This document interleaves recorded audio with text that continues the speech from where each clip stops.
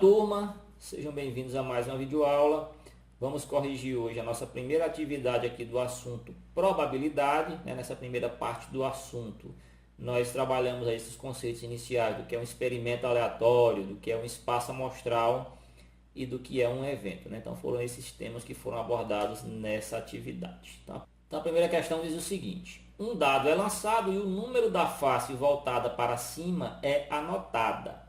Qual é o evento onde o número obtido é múltiplo de 3? Tá? Então, o jogo aqui, o experimento aleatório aqui, turma, é jogar o dado, né? Fazer o lançamento de um dado. Né? Então, quando você lança um dado, você vai observar justamente o valor que estava na face voltada para cima. Né? E quando você faz esse lançamento, você tem 6 possibilidades de resultado. Né? Isso, como o dado ele é numerado de 1 a 6, os resultados aqui que compõem justamente esse espaço amostral é de 1 até o 6. 1, 2, 3, 4, 5, 6.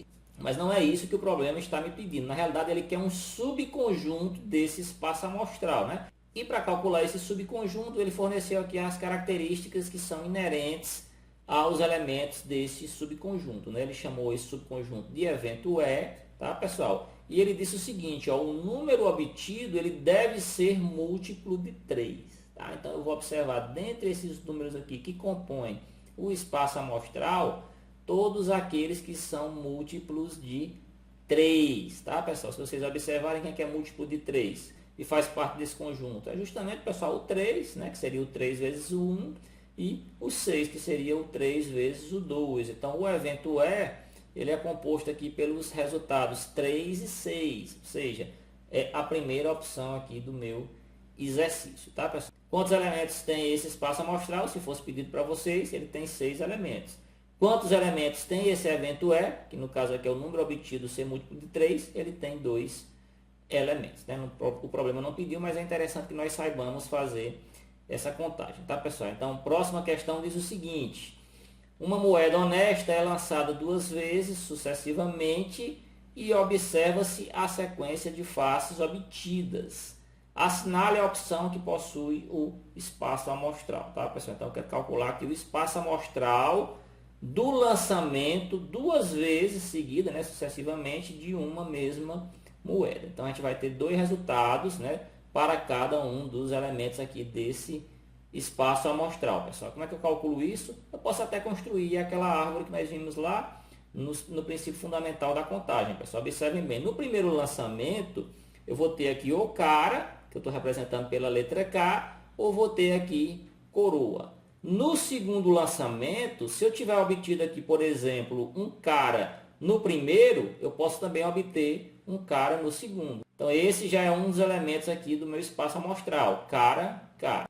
Outra situação que poderia ter ocorrido é eu tirar cara no primeiro lançamento e coroa no segundo lançamento. Então, outro elemento aqui do meu espaço amostral é cara, coroa. Tá? Cara, coroa é diferente de coroa, cara, que vai ser aqui nessa parte de baixo. Observem, ó, que eu poderia ter tirado coroa no primeiro lançamento e cara no segundo lançamento. Então, são os mesmos elementos desse aqui de cima, mas em ordem diferente. Então, a ordem aqui, nesse caso, importa sim. Então, nesse caso aqui, eu teria tirado coroa e cara é outro elemento aqui do meu espaço amostral, tá? E para fechar, eu poderia ter tirado coroa e coroa. Então, o último elemento vai ser aqui coroa e coroa. Então, esse espaço amostral ele é formado aqui por 4 elementos. Cara, cara, cara, coroa, coroa, cara e coroa, coroa. Então, observe que eu tenho 4 elementos. Se eu quisesse apenas que vocês dissessem a quantidade de elementos, ou seja, o número de elementos aqui desse espaço amostral, eu não precisaria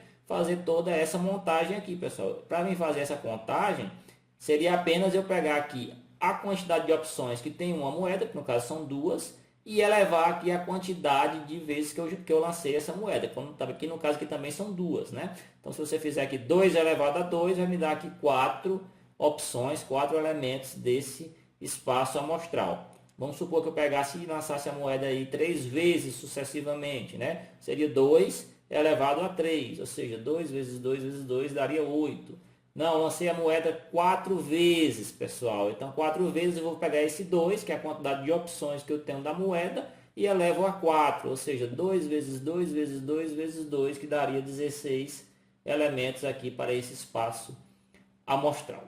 Tá bom, turma? Então, segunda questão respondida. Próxima questão e última, turma. Nós temos aqui que um dado não viciado é lançado 2 vezes sucessivamente e é anotada a sequência das faces obtidas. Só antes da gente continuar aqui, turma, eu quero fazer um destaque que ele falou bem aqui, ó, que um dado não viciado. O que é um dado não viciado? É um dado honesto que ele tem a mesma probabilidade, a mesma chance de dar qualquer um dos números, né? Ou seja, o sorteio ele é ao acaso. Se por acaso o dado fosse viciado, ele teria, por exemplo, a tendência de sempre dar um número 1. Então isso não seria um experimento aleatório, né? A gente sabe que para fazer parte aqui dos experimentos aleatórios, os lançamentos têm que ter resultados aqui sempre escolhidos ao acaso, né, pessoal? Continuando, nós temos aqui que sendo o evento E a soma dos pontos obtidos é maior que 9, assinale a opção que possui o valor do número de elementos de E. Né? Nesse caso eu não quero saber quem são os elementos, eu quero saber a quantidade de elementos que tem esse evento E. Então o que é que ocorre? Para a gente responder isso, nós temos que saber quem são todos os pares ordenados, né? Já que são 2 valores, que compõem aqui esse espaço amostral. Né? Eu vou retornar para vocês aqui aquela tabelinha que nós vimos lá na nossa primeira aula de probabilidade. Está aqui a tabelinha, né? Ela correlaciona aqui os valores do primeiro lançamento do dado, tá? Com os valores do segundo lançamento do dado. Né? Então, todas as possibilidades de resultados aqui, ó, 1 e 1, 1 e 2... 3 e 3, 4 e 3, 5 e 3, tá? Então, só vai fazer parte desse subconjunto E todos esses caras aqui que possuírem aqui a soma dos pontos obtidos maiores que 9. Por exemplo, o 1 e 1 não vai fazer parte, porque se você somar 1 mais 1, só vai dar 2.